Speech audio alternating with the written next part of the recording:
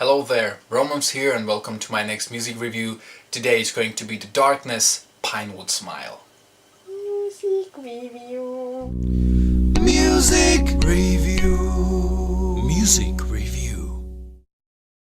The Darkness are probably the most famous retro band or retro hard rock band, and it's quite interesting to see how popular they become back in 2003 when it was the time of new metal, post-grunge and alternative metal, and they were able to make a mark and to become successful. By saying that they are the most famous retro band, I mean you can say many bands like, for example, Black Country Communion and so on, but these bands are made of people who played that hard rock, that kind of a rock and roll music back in the day when it was still popular. The Darkness did not.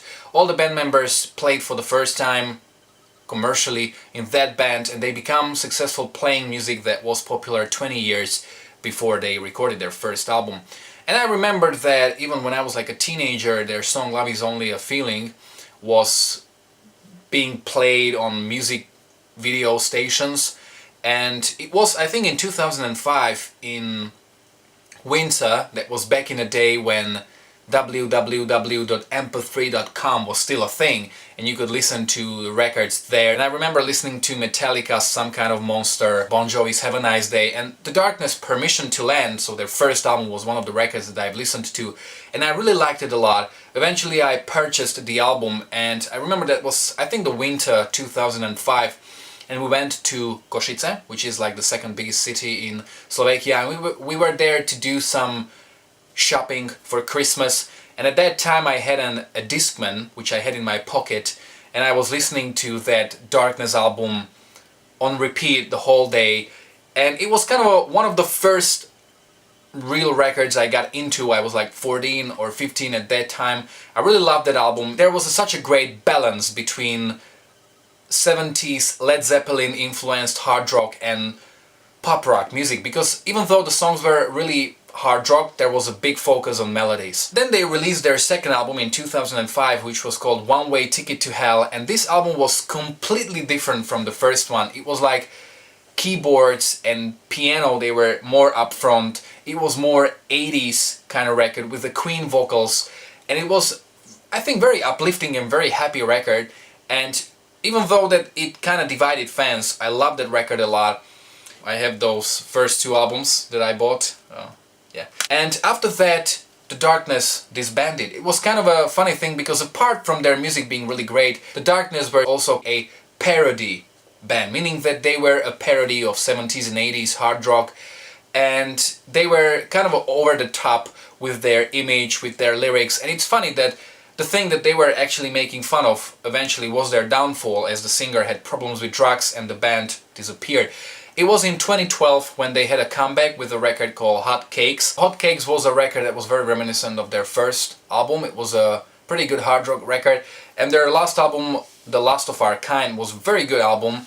I really enjoyed it a lot. So when they announced a new album, I couldn't help myself but get into it, listen to it. I have listened to it 7 times already, so let's get to the songwriting. So when it comes to the songwriting, honestly, when I heard the first 2 singles, at first I didn't like them very much. I was like, it's too much of a cliche, uninspired kind of rock music. The songs eventually grew on me, and it's amazing to see how well those songs work within the concept of the album. The first single, All the Pretty Girls, is a traditional Led Zeppelin 70s riff-oriented hard rock song, and then the second single, Solid Gold, is a song that I consider to be a quintessential hard rock song. That's exactly how a rock song should sound. I mean, you've got a pretty much traditional, kind of heard it before, pentatonic riff, you've got 8 notes, solid bass line, and then towards the end you've got that part just with the bass drum for people to clap. It's kind of a cliche song, but those 2 singles are very reminiscent of The Darkness's first album, Permission to Land. Then I really liked some of their heavier tracks on the album. For example, the second song, I hope I will pronounce it right, Buccaneers of Hispaniola. It's a very badass track that kind of reminds me of their songs, of their more serious songs in tone, like Bold, Concrete or Barbarian. Southern Train is the song that has a late 80s Skid Row kind of vibe. It's got a very powerful chorus, and it's just, again, such a badass track. I would really love Darkness to kind of write more songs like these. Then, these are the first 4 tracks of the album. The rest 6 songs pretty much follow 70s influenced hard rock / pop rock kind of style. The song that stands out the most from these 6 tracks is a song called Japanese Prisoner of Love, which is like a 70s era hard rock song from Queen, but with a very heavy modern riff that, for example, Alter Bridge would write. And then you've got songs like Why Don't Beautiful Cry, which is like 70s pop ballad, Lay Down With Me, Barbara, and I Wish I Was in Heaven. Those 2 are songs that lean more towards pop rock style. Very interesting song is The Happiness, the beginning of which will immediately remind you of the song Friday Night from their first album. The last song is called Stampede of Love, which is like 70s acoustic ballad with some country influences.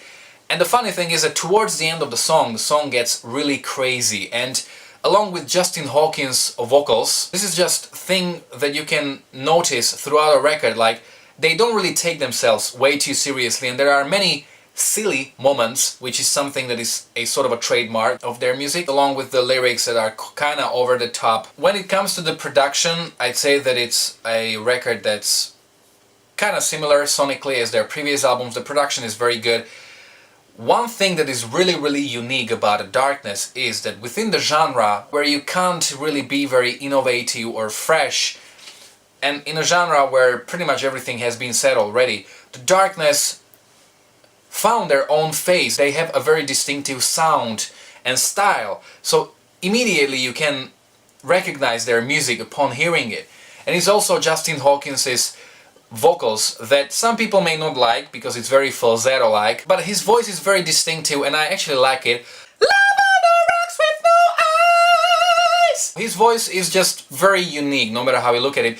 By the way, I don't know why, but Justin Hawkins, he always resembled, I mean physically, Tobias Sammet from Ed Guy. I mean, when you look at Tobias when he had long hair, these 2 guys almost look like lookalikes. To sum up, I think that this is a very solid album. I think very strong 8 points out of 10. So if you are a fan of The Darkness, you will love this record. If you have never heard of them, I encourage you to check all of their records they have released so far. If you like hard rock, if you like 70s music, but if you also like songwriting that is slightly more melody focused, this is also a thing for you. Great record. So this album will definitely make you Pinewood smile. So in Slovak, Pinewood smile means borovicovo-lesový úsmev. I hope you liked this review. If you did, don't forget to like, to share, to subscribe. You can follow me on Facebook or on Instagram. You can find the links in the description of the video. If you have heard the album already, you can let me know in the comment section below how did you like it. And until the next time, I guess, enjoy the bloopers at the end, and thanks for watching. Yeah. Intro band in the last 20 years. Juli zase, a to stále. I hate it. The song that stands out, yeah. Of their... I'm sorry, but I don't know where's my phone. Okay, then don't look for it. Sit I down. found my phone. Women. And I hate it. It's not funny. No. It was